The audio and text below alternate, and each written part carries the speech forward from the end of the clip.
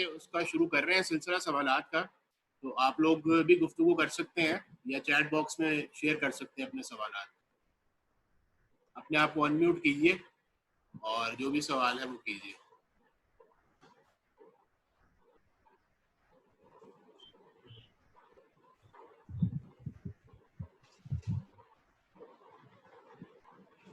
سب سے پہلا سوال جو میرے پاس آیا ہے وہ یہ ہے کہ جو کوئی فرد باہر کے کسی ملک میں کمانے کے ذریعے سے کسی مسلم ملک سے کسی غیر مسلم ملک میں جا سکتا ہے؟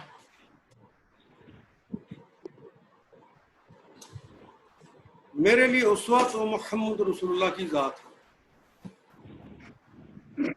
خود اپنی ذات کے حوالے سے بھی آپ نے کمانے کے لیے اپنے ملک سے باہر بحرین سے لے کر شام تک کے سارے سفر کیے اور غیر مسلموں سے ہی جا کے کاروبار کیے، حتیٰ کہ محمد رسول اللہ صلی اللہ علیہ وسلم نے ہندوستان کے لوگوں سے بھی تجارت کی ہوئی، بلکہ جاٹ قوم کے وہ تاجر تھا جو کہ سعودیہ میں جا کے وہاں پہ حجاز میں ہی رہا تھا، اور ان کے ساتھ بھی ان کے تعلقات بھی تھے، اور نبی اکرم صلی اللہ علیہ وسلم ان سے تجارت کرتے تھے. وہ مسلمان نہیں تھے. اور بلکہ ایک حدیث کے اندر تو نبی اکرم صلی اللہ علیہ وسلم نے جب وہ معراج پہ گئے، واپسی پہ آ کر بتایا تو حضرت موسیٰ کا تذکرہ کرتے ہوئے کہا کہ حضرت موسیٰ علیہ السلام کا کاٹ اور رنگ بتاتے ہوئے کہتے ہیں جس طرح ہندوستان کے اندر ان کے اندر جاٹ رہتے ہیں اس طرح کا ان کا رنگ تھا اور اس طرح ان کا کاٹ. تو ان لوگوں کے ساتھ بھی ان کے کاروباری تعلقات. تو کمانا جو ہے وہ ساری دنیا امریکہ کی بات نہیں میں کر رہا، ساری کی ساری دنیا اللہ نے مسلمان کے لیے بنائی، جہاں چاہے وہ جائے. ہاں یہ الگ بات ہے کہ پریورٹیز ہوتی ہے. میں بوڑھے والدین کو یہاں پر چھوڑ جاؤں اور ان کی خدمت کرنے والا کوئی نہ ہو، اور آپ کہیں میں باہر جا کماؤں گا، ایک میل نرس ابا کے لیے، ایک فیمیل نرس میں اپنی اماں کے لیے رکھ لوں، لیکن وہ تم رکھ سکتے ہو لیکن وہ تم نہیں ہو. ان کو تمنا یہ ہے کہ ان کا بیٹا، ان کی بیٹی، ان کی اولاد، ان کی بہو ان کی خدمت کرے.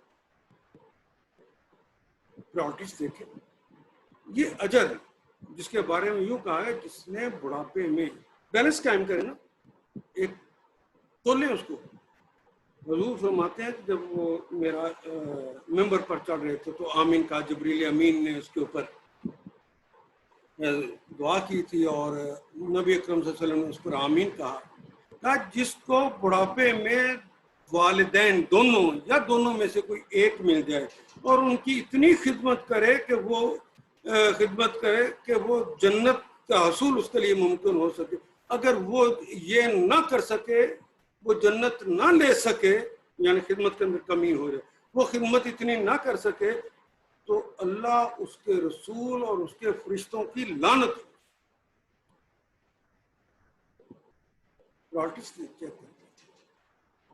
یہ لعنت زیادہ اہم ہے یا وہ ٹکے زیادہ ہے؟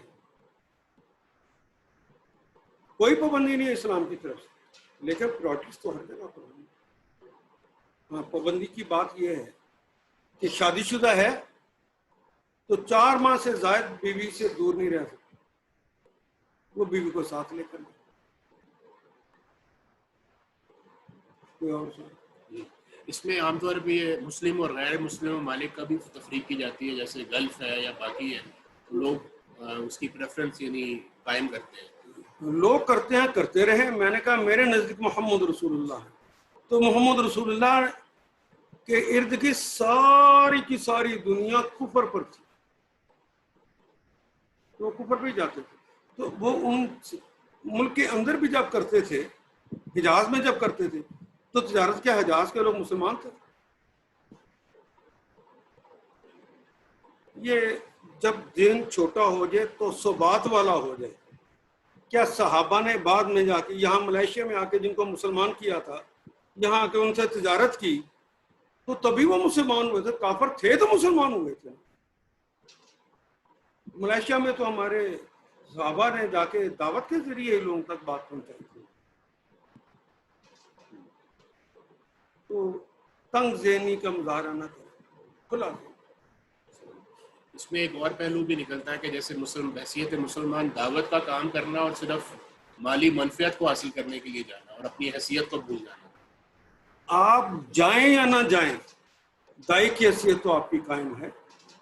کہ نبی اکرم صلی اللہ علیہ وسلم نے کہا کہ ختم نبوت کے صدقے میں نبوت کا سلسلہ تو ختم ہو گیا. میں خاتم النبیین ہوں, تم خاتم الامم ہو.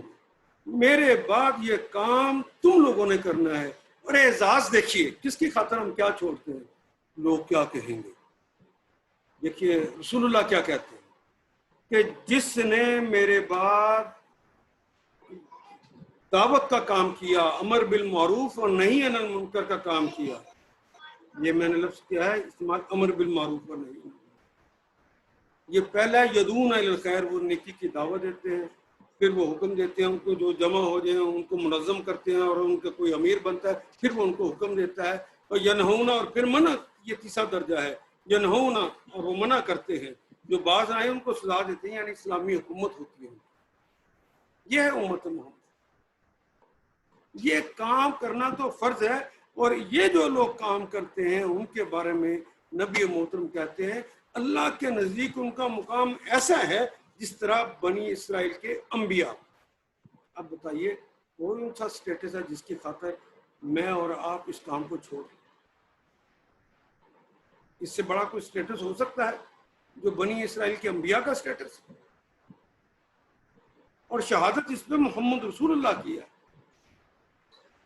کسی عالم دین کی نہیں. اگلا سوال یہ ہے کہ آج کل ہم مختلف برانڈڈ کپڑے پہنتے ہیں یا ایکسیسریز استعمال کرتے ہیں جس پہ غیر یعنی مسلم کمپنیوں کے لوگوز لگے ہوتے ہیں, جیسے لیوائس ہے یا گوچی ہے یا اس طرح کے دیگر ہیں, اور پھر ہم نماز بھی پڑھتے ہیں. تو اس میں دونوں چیزیں آ جاتی ہیں, تصویر والے بھی جیسے جانوروں کی تصویر, یا اس کے علاوہ صرف ٹریڈ مارکس اور لوگوز یہ لگے. جانور کی تصویر بنی ہوئی چاہے وہ یہاں کی کسی کمپنی کی ہو, بے شمار کمپنیاں یہاں کی بھی لگاتی ہیں یا باہر کی لگاتی ہیں, کوئی پرابلم نہیں. جب حضور نے منع کر دیا ہے تصویر سے تو تصویر نہیں رکھنی, وہ کسی جگہ پر بھی, وہ باہر والوں نے لگا رکھی ہو وہ گھر والوں نے لگا رکھی, اس کی تو اجازت نہیں. اسی طرح یہ عید الاضحیٰ قریب ہے تو یہ ناخن ترشوانا اور بال کٹوانے کے حوالے سے بھی جو معاملہ ہے یہ سنت ہے, فرض ہے, اس کی وضاحت بھی طلب کر رہے ہیں. یہ جو معاملہ ہے کہ بنیادی طور پہ تو جو حج پہ لوگ گئے ہوئے ہیں ان کے لیے لازم ہو جاتا ہے, ان کے اوپر واجب ہے. اگر ان میں سے کوئی ناخن کاٹ دے, کوئی بال توڑ دے, ایک ہے ٹوٹ جانا, ایک ہے توڑنا, بال توڑ دے, ناخن کاٹ دے, یا وہ غیر ضروری کوئی چیز کہیں بہتا درخت کا پتہ ہی توڑ لے تو اس پر دم واجب ہو جاتا ہے, اسے قربانی کرنی پڑتی. یہ تو جائز نہیں ہے ان کے لیے. اگلا معاملہ جو ہے وہ ایک ذہنی کیفیت کا ہے. جس طرح کسی بہت نیک آدمی کو دیکھیں تو جی چاہتا ہے کہ اللہ کرے کبھی ہم بھی ایسے ہوں. اب اللہ کے گھر کو دیکھنے کی خواہش تو ہے لیکن سب لوگ تو نہیں جا سکتے. اس سال تو حالات ایسے ہو گئے کہ اپنے ملک کے اندر رہنے والے مکہ والے بھی نہ جا سکیں گے, وہ تو شاہی خاندان صرف جائے. خواہش تو کون سا مومن ہے, بالخصوص ملائیشیا, پاکستان, ترکی کے لوگ جو ہیں ان کی تو والہانہ محبت ہے. ہر ایک آدمی چاہتا ہے میں وہاں جاؤں, لیکن اپنی مجبوریوں کی وجہ سے وہ ابھی استطاعت کے اس زمرے میں نہیں آتا, تو وہ نہیں جا رہا. دل تو تڑپتا ہے نا, تو کہتا ہے اللہ مجھے قبول کر لے, ویسا کر دے جیسے ان کے ساتھ تو سلوک کرتا ہے, جس طرح ان کے بارے میں تو کہتا ہے کہ جو ان کو اس طرح کر دیا جائے گا جس طرح انہوں ماں کے پیٹ سے آج پیدا ہوئے ہیں, انہوں نے کوئی گناہ کیا ہی نہیں ہے, اس طرح کا. اچھا, تو اللہ کہتے ہیں کہ پھر تم ان جیسے طریقے اڈاپٹ کرو, تو وہ ظاہر ہے ہم باقی کام جو نہیں کر سکتے وہ تو انہوں نے ہی کرنے ہیں. وہ مینا میں وہ کھڑے ہوں گے, عرفات کے اندر وہ کھڑے ہوں گے, وہ طواف وہ کریں گے, لیکن ذہنی طواف تو آپ کر سکتے ہیں نا, ذہنی منا میں تو کھڑے ہو سکتے ہیں نا آپ. ذہنی عرفات کے اندر دعائیں تو اس طرح مانگ سکتے ہیں نا سارا دن. اسی طرح آپ کہیں کہ انہوں نے بھی نہیں اپنے ناخن اتنے دن کاٹنے, میں بھی نہیں کاٹوں گا, میں نے پہلے کاٹ لیے ہیں تاکہ ان کے ساتھ شامل ہو سکوں گا, میں اپنے بال نہیں کاٹوں گا ان کے ساتھ شامل, میں ختم نہیں کراؤں گا ان کے ساتھ. شیو کرانے کا تو کوئی تذکرہ ہی نہیں ہے. اچھے لوگ داڑھی موننے والے بھی وہ اپنے بالوں کو بڑھا دیتے ہیں, اور جس وجہ سے کرنا ہوتا ہے کہ میرا تعلق ان سے ہو جائے, تو نیکی میں جا کر داڑھی کو بڑھاتے ہوئے این جب قربانی کے دن کا سند ملنی ہوتی ہے اس دن وہ اپنی داڑھی کو کاٹ دے. رسموں کا نام نہیں ہے دین میرے بھائیوں, رسموں کا نام دین نہیں ہوتا. اس یہ ذہنی وہ کیفیت پہلے طاری کریں ان کے لیے ہے, باقیوں کے لیے. ایک اور سوال ہے کہ آج کل جیسے یہ ترکی میں آیا صوفیہ جو کہ ایک میوزیم کی حیثیت رکھتا ہے, اب اس کو مسجد میں کنورٹ کیا جا رہا ہے, تو اس پہ وہ چاہ رہے ہیں کہ دینی لحاظ سے ایک تو تاریخی پس منظر میں یہ کیسے معاملہ شروع ہوا, تو کیا یہ عمل ایک درست فیصلہ ہے دینی روشنی کی بنیاد؟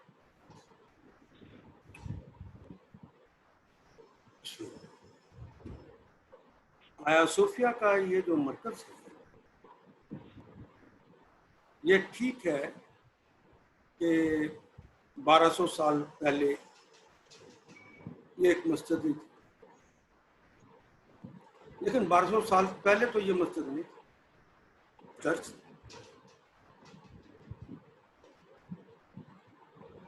پھر یہاں کے رہنے والے لوگ یہاں سے نکل گئے, مدتوں ایسے ہی رہے. پھر مسلمان فاتحین کے آنے کی وجہ سے یہاں وہ پہلی مسجد بنی, اور یہ مسجد ہی تسلسل کے ساتھ چل رہی تھی, 1000 سال یہ مسجد رہی. امت کی بدقسمتی, جس طرح پاکستان کے اندر لبرل لوگ رہتے ہیں, جس طرح پاکستان کے اندر سیکولر لوگ رہتے ہیں, جس طرح پاکستان کے اندر ماڈرن اور ماڈریٹ لوگ رہتے ہیں, یہ ماڈرن اور ماڈریٹ بننے کی خواہش اتاترک کے اندر پیدا ہوئی, اور اس نے چاہا کہ یورپ اسے شاباش دے دے.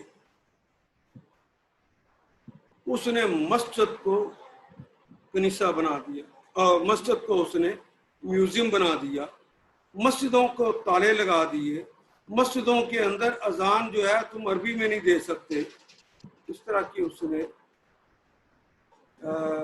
حرکتیں کرنی شروع کر دی. ان حرکتوں کی وجہ سے دین وہاں سے لوگوں کے اندر سے نکلتا گیا, لیکن ایک وقت آیا کہ وہ ریئیکشن پیدا ہو, وہ اللہ والے پھر دوبارہ اکٹھے, اور آج اللہ کے فضل سے ہر مسلمان کے اندر سے جس کے لیے دعائیں نکلتی ہیں وہ پریزیڈنٹ اردوغان ہے. وہ 1000 سال سے زائد جو مسجد کا درجہ رکھنے والی جگہ تھی, آج بھی وہ مسلمانوں ہی کے قبضے میں ہے. اور یہ جب لی گئی تھی جگہ, جب مسجد بنائی گئی تھی 1200 سال پہلے کی بات, وہ جو بنائی گئی تھی مسجد, اس وقت اس کو خریدا گیا تھا, خرید کر مسجد بنائی گئی تھی. بالکل اسی طرح یورپ کے اندر بہت سارے ایسے گرجے ہیں جو مسلمانوں نے خریدے اور مسجد بنا دی, اور مسجد کے طور پہ چل رہے. اس کے اوپر یورپ نے کبھی شور نہیں مچایا, ان کے اپنے ملکوں کے اندر کا معاملہ, لیکن یہاں شور مچانا شروع کر. اور تو اور تکلیف 2 جگہ پر صرف ہوئی ہے, باقی ملکوں کے سربراہوں نے ابھی تک اپنے منہ کو تالا لگا رکھا ہے. ایک پوپ کو ہوئی ہے, دوسرے مسلمانوں کے سیکولر طبقے کو ہوئی, بس.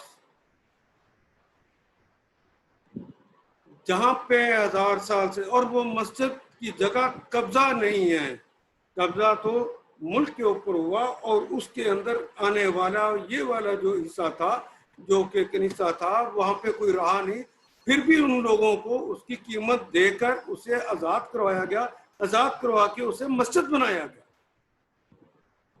फिर अपने ही एक बंदे ने उसको ताला लगाया पहले और ताला लगा 31 में उसने ताला लगा दिया था, 35 में उसने उसे म्यूजियम बना दिया।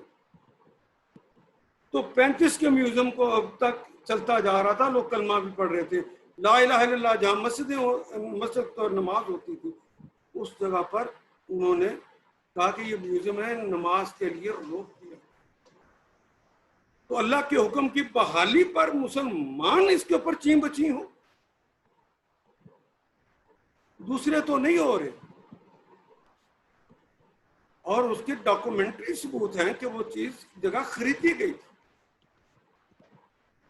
खरीद कर मस्जिद बनी हुई है। नबी अकरम सल्लल्लाहु अलैहि वसल्लम मदीना गए हैं तो वहां पर भी पहले मस्जिद को जगह को खरीदा गया था, फिर बनाई गई थी। इसी तरह इस आया सूफिया के इस मरकज को खरीदा गया और फिर इसको मस्जिद बनाया गया। तो खरीद कर मस्जिद बना लेना ये तो नबी अकरम सल्लल्लाहु अलैहि वसल्लम की सुन्नत के अहम मुताबिक है। और यूरोप के अंदर भी इस वक्त कानून भी ऐसा ही है, कोई नहीं बोला, या पोप बोला या मुसलमानों का सेकुलर तबका बोला। अल्लाह से माफी मांगो और दिल से दुआ निकलती है कि अर्दगान अल्लाह तुझसे राजी, तुझे दुनिया की इमामत नसीब करे, तुम खिलाफत को बहाल करने वाले बन गए। अल्लाह तेरी नीयत को और खालिस करे कि अल्लाह के दीन के अलावा कोई दिन ना हो। जी कोई सवाल अगर पूछना चाहें तो पूछिए।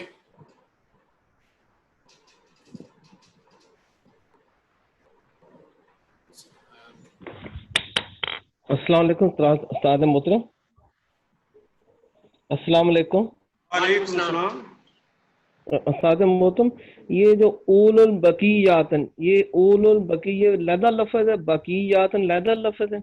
हाँ जी, उलू और तो कहते हैं वाले को, जिसे जू जा जी इस्तेमाल होता है। उलू जिस तरह उलुल्लाही है, दाढ़ी वाले हम इस्तेमाल करते हैं, साहिब के मानों में, वाले के मानों में इस्तेमाल करते हैं। और उलू और ये जो बकिया है वो उम्मतों के लोग जो बचा लिए गए हज़रत यूनुस के साथ और उनसे पहले जितने अंबिया है, तो हर नूह को भी कहा अपनी कश्ती के अंदर उन लोगों को बैठा लो। ये बकिया जो उम्मत के लोग। अस्सलाम वालेकुम। वालेकुम सलाम। अस्सलाम वालेकुम वरहमतुल्लाहि वबरकातुहू। डॉक्टर साहब, मेरा नाम खालिद महमूद है, कैसे हैं आप? ठीक ठाक हैं? मेरा एक क्वेश्चन है कि फुकहा ने लिखा है कि कोई जवान लड़का जो है वो जहाँ जाना चाहे उसको रोकना नहीं चाहिए।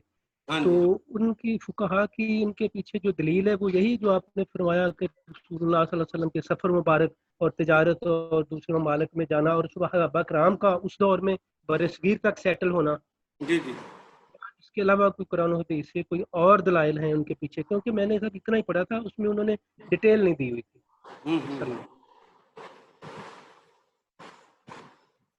ये मैंने तो आपको पूरी बात बता दी कि पूरी की पूरी दुनिया जो है, दुनिया की तमाम कुव्वतें, सारी ताकतें, सारी चीज़ें जो आइंदा भी अभी ईजाद होनी है, ये इंसान की खिदमत के लिए बनाई गई हैं। और इंसान से मुराद वो जो अल्लाह का गुलाम हो गया उसकी खिदमत के लिए बनाई। तो ये सारी चीज़ें जो हैं वो हमारे ही लिए हैं, हमने ही उन्हें इस्तेमाल करना है। जहाँ तिजारत की ज़रूरत होगी वहाँ हम तिजारत करेंगे, जहाँ रहने की ज़रूरत होगी हम वहाँ पे रहेंगे, जहाँ मुलाजमत की ज़रूरत होगी हम वहाँ मुलाजमत करेंगे। जहाँ पर मैंने बताया कि सिर्फ प्रॉब्लम जो आएगी वो ये कि जिस मुहाज को छोड़ते जा रहे हो वो ज़्यादा अहम है कि जिस मुहाज पर जा रहे हो वो ज़्यादा है। जी एग्जैक्टली, बिल्कुल। जज़ाकल्लाह खैर। ये खालिद महमूद साहब प्रोफेसर कुरान खान तहरीक से सर। फैसलाबाद में है। नहीं, आप से इंटरेक्शन हुआ था, मैं यानी जब जिस दिन वो قرآن کانفرنس تھی الحمرا میں، ادھر میں نے اپنا وہ پڑھا تھا نا، تو آپ نے ہوسٹ کیا تھا نا سر ہاں جی ہاں جی ہاں جی قرآن سائن تحریک کا، جو جنگ کے اچھا کولیبوریشن کے ساتھ، صحیح، مجھے یاد آ گیا تھا۔ تو آج مجھے نا چودھری لیاس صاحب نے بھیجا تھا یہ لنک، مجھے نہیں پتا تھا کہ اس لنک پر، تو اس کی ویڈیو بھی یوٹیوب پر بھی اس کو ڈال رہے ہیں نا جی، تاکہ سب لوگ جو استفادہ کر سکیں انشاءاللہ یہ وہ ڈالیں گے۔ خالد صاحب دوسرا آپ اپنا نمبر بھی کائنڈلی چیٹ باکس میں لکھ دیجئے مجھے سیپریٹ، تاکہ وہ ریکارڈ میں بھی آ جائے اور ہم آپ کو پھر شیئر بھی کرتے ہیں لنک اس کا۔ جی میں لکھ دیتا ہوں۔ اچھا، ایک اور سوال یہ آیا کہ جو پرندوں کا جو کاروبار ہے، جیسے کچھ ہم گھر میں پیٹس رکھتے ہیں لیکن اس کے علاوہ کچھ لوگ اس کو بیچنے اور خریدنے کا بھی کام کرتے ہیں، جتنے پیٹس رکھتے ہیں آپ خریدتے ہی ہیں، ہاں جی، لیکن تجارت یعنی نہیں کرتے، بعض اوقات تو گھر میں رکھنے کے لیے اور بعض اوقات تجارت کی گھر سے خریدے ایک جگہ سے اور دوسری جگہ پر اس کو بیچ دیا۔ بات تو ایک ہی ہے، آپ نے گھر میں رکھنے کے لیے بھی اگر خریدا ہے تو کوئی تجارت نہ کرتا تو کہاں سے خرید لاتا؟ تو وہ تو چولی دامن کا ساتھ ہے۔ لیکن ایک بات یاد رکھیں، یہ میں نے کہا کہ کائنات کی ہر چیز جو ہے وہ انسان کے لیے ہی۔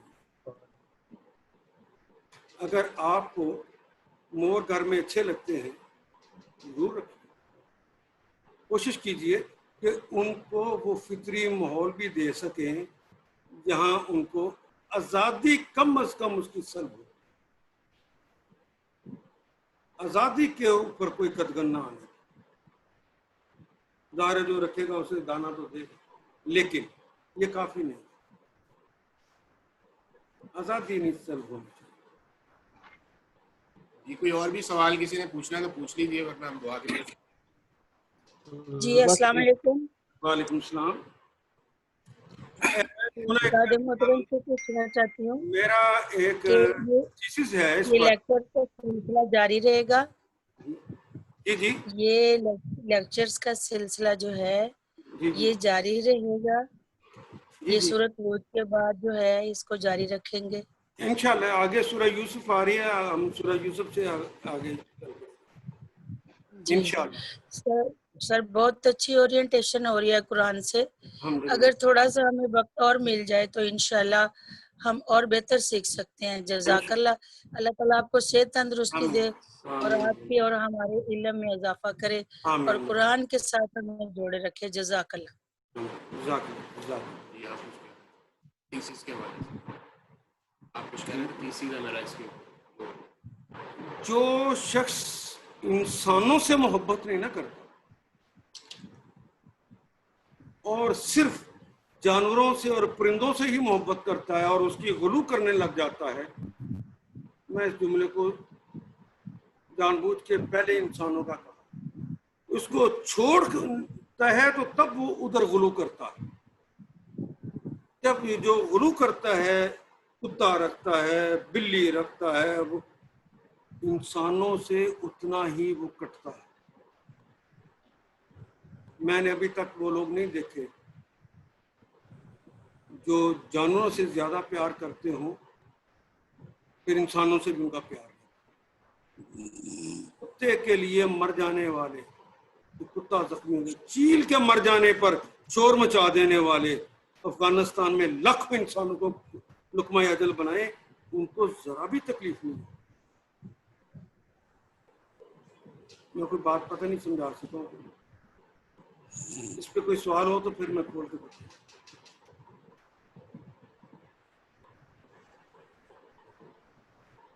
یہ بٹ صاحب آپ نے ہاتھ کھڑا کیا ہے، سوال پوچھنا چاہ رہے ہیں؟ ہاں جی، پہلے سے استاد محترم ماں اترفو جو لفظ ہے اس میں مطلب یہ ہے کہ تمام نعمتیں یا ہر قسم کی خواہش ہیں اس میں؟ متطرف کہتے ہیں کہ خواہشوں کو پورا کرنے کے لیے جو چیزیں سامان کے طور پر دے دی جائے، مثلا آپ کا گھر بہت بڑا مل گیا، تنخواہ بڑی مل گئی، سٹیٹس بڑا مل گیا، ضروریات زندگی بہت زیادہ ہو گئیں، تو پھر بندہ ادھر ہی لگا رہتا ہے اسی کی عیش میں پہلے یہ گھر بنا لوں، میں پھر بچوں کے گھر بنا لوں، میں پھر محل کو ذرا بڑا کر لوں، میں پھر گاڑی ذرا بڑی کر لوں۔ وہ جو ینہون عن المنکر والی جو پوزیشن ہے یہ تیسری ہے، یدعون علی الخیر यामुरूना बिल मारूफ यनहौना अनिल मुनकर, ये जो तीसरी पोजीशन वाला काम है उसकी तरफ उनका ध्यान ही नहीं जाता। कहते ये बाकी लोग कर ले, मैं तो अपने इन कामों में लगा रहूँ।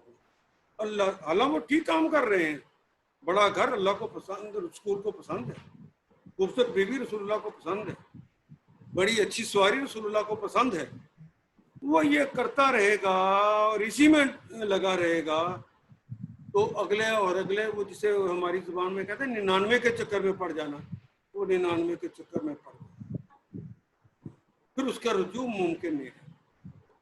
इसी तरह ये मुतर्रफ लोग जो थे, जिनको इनाम मिल गया, अल्लाह की तरफ से खुशहालियाँ मिल गई, उनके घर के दाने ज़्यादा हो गए, उनके कमले सियाने हो गए, अल्लाह ने आजमाइश में डाल दिया, अब उसमें फेल हो गए। जी जी, कोई और सवाल नहीं है तो दुआ के लिए पास करें। ये भी मैंने जो बात की, अस्सलाम वालेकुम। फिलॉसफी है, इसके ऊपर मजीद अगर आप अगली दफ़ा भी सोचकर बात करना चाहें तो मैं हाजिर हूँ। जी जी जी कीजिए बात। बिस्मिल्लाह। साहब, ये एक आयत है 87 नंबर, किस आयत, सूरह सूरह कौन सी? सूरह माइदा। सूरह माइदा, मैं निकाल लेता हूं, बताइए। या अय्युहल्लज़ीना आमनू ला तुहर्रिमू तय्यिबाति मा अहल्लल्लाहु लकुम वला तातदू। मैं देख लेता हूँ। आयत नंबर आप 87 फरमा रहे हैं। या अय्युहल्लज़ीना आमनू ला तुहर्रिमू तय्यिबाति मा अहल्लल्लाहु लकुम वला तातदू इन्नल्लाहा ला युहिब्बुल मुअ्तदीन। जी जी,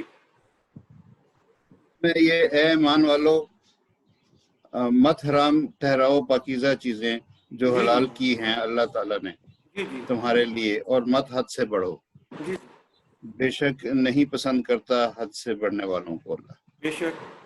तो इसमें ये मैं पूछना चाह रहा हूँ सर कि जब कोई बीमार होता है तो डॉक्टर उसको कुछ चीज़ों से परहेज का बताता है, कुछ बीमारियां भी ऐसी हैं जिसमें वो परहेज मुतवातर रखना पड़ता है, तकरीबन ताहयात, जैसे शुगर वगैरह की बीमारियां।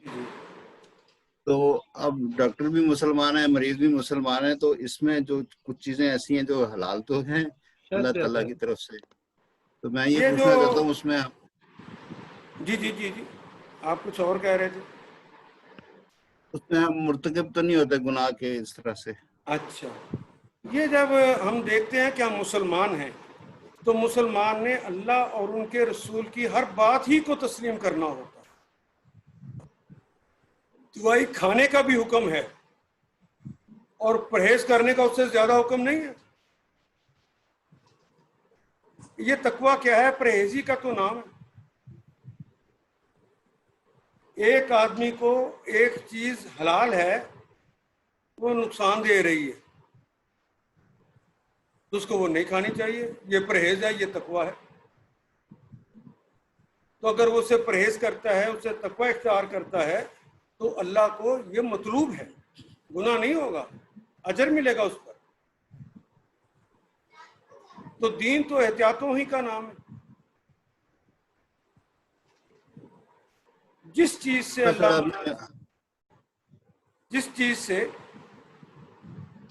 अल्लाह की दी हुई सेहत को नुकसान पहुंचता हो, उसको रोक देना चाहिए।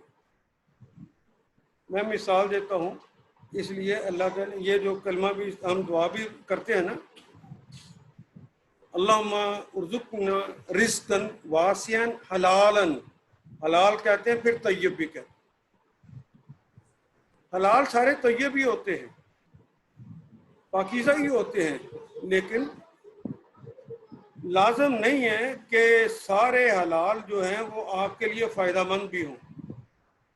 जो आपके लिए फ़ायदामंद है वो इस्तेमाल करें। मुबारकन, वो मेरे लिए फ़ायदामंद भी, हलालन तय्यबन मुबारकन। एक मिसाल देता हूँ कि एक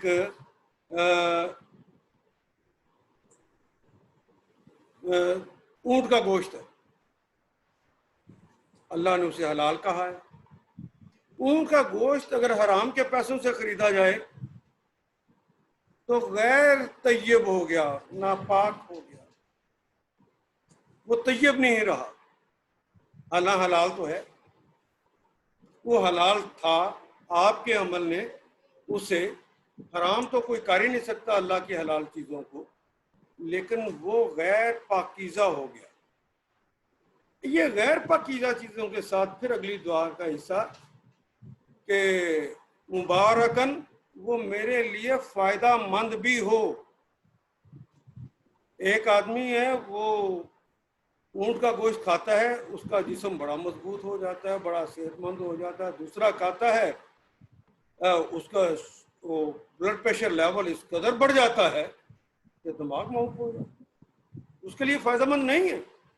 اللہ مجھے یہ نہ دے، مجھے پتہ بھی نہیں ہے کون سی چیز میرے لیے فائدہ مند ہے اور کون سی نہیں فائدہ مند۔ جو فائدہ مند ہے وہی چیز مجھے دینا، دوسری مجھے دینا ہی نہیں۔ تو جو نہیں فائدہ مند اس سے پرہیز کرنا ضروری ہے، یہ اللہ ہی کا حکم ہے۔ بہت شکریہ جی۔ آپ نے دم کا ذکر کیا تھا کہ حج کے موقع پر اگر ناخن کاٹ آواز لیے زیادہ کہ کر لیں، سننا مشکل ہو گیا ہے۔ اب آواز آ رہی ہے؟ ہاں جی اب آ رہی ہے۔ آپ نے دم کا ذکر کیا تھا کہ حج کے دوران اگر ناخن یا بال کاٹ لیے گئے تو یہ اس دم کے کیا پھر طریقے کیا ہیں اور کیا ادھر ہی دم کرنا ہوتا ہے، قربانی کرنی ہوتی ہے یا کچھ بھوکوں کو کھانا کھلانا پڑتا ہے یا 3 دن کا روزہ رکھنا پڑتا ہے؟ یہ حج سے واپس آ کے بھی کر سکتے ہیں یا ادھر ہی 10 دن ہیں ٹوٹل، 3 دن وہاں کریں، 7 دن گھر آ کے کریں روزہ رکھنا، یا قربانی وہیں پہ لے کے کر دیں، کیونکہ قربانی کو وہاں پہنچانا ہے۔ یہاں پاکستان آ گئے تو قربانی وہاں تو نہیں نہ پہنچے گی۔ پھر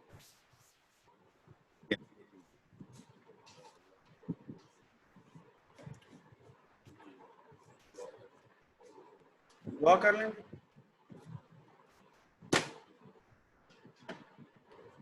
اللهم صل على محمد وعلى آل محمد كما صليت على إبراهيم وعلى آل إبراهيم إنك حميد مجيد اللهم بارك على محمد وعلى آل محمد كما باركت على إبراهيم وعلى آل إبراهيم إنك حميد مجيد۔ اے اللہ قرآن کو ہمارے دل کی بہار بنا، دل کا سرور بنا دے، آنکھوں کا نور بنا دے، غموں کا مداوا بنا دے، دکھوں کا علاج بنا دے۔ یا اللہ قرآن حکیم کو ہمارا ساتھی بنا دے، لمحات کا ساتھی، سوچ کا ساتھی، ساری زندگی کا ساتھی بنا دے، وقت عیش کا ساتھی بنا دے، وقت تیش کا بھی ساتھی بنا دے۔ یا اللہ قرآن حکیم کو ہمارے لیے شفا بنا دے اور قرآن حکیم کو ہمارے لیے شفاعت کرنے والا۔ یا اللہ پاکستان پر اپنے دین کا غلبہ عطا فرما، ہمیں اخلاق راستہ نصیب فرما۔ یا اللہ دنیا کے اندر عالمی اخلاق راستہ کو بھی قائم و دائم فرما۔ پروردگار عالم جو لوگ اس کا لیے اخلاص کے ساتھ کام کر رہے ہیں ان کے کاموں کے اندر برکت ڈال دے۔ اے اللہ رحم فرما، رحم فرما، رحم فرما، رحم فرما۔ وصلی اللہ تعالی علی خیر خلقہ محمد وعلی آلہ واصحابہ اجمعین برحمتک یا ارحم۔ جزاکم اللہ خیر۔